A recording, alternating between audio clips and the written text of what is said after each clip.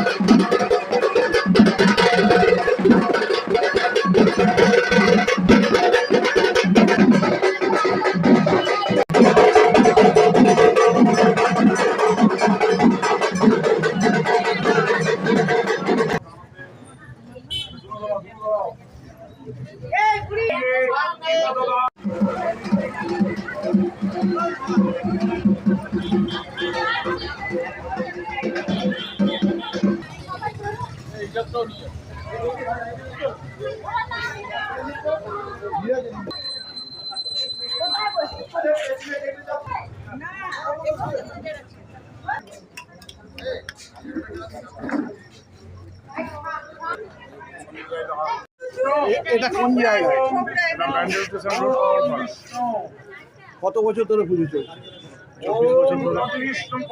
24 বছর ধরে বাবু দাসের বাড়িতে পুজো হচ্ছে, তাই তো?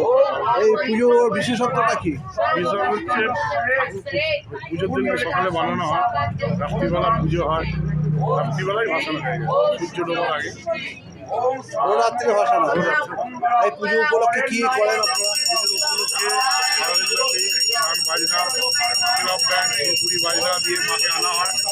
আবার রাত্রে মাকে ওই জায়গায় ভাসান দেওয়া হয়। 9,000 আইটেম করে খাওয়ানো হয়। কত লোক খাবে আজকে? 1000-1100 করে।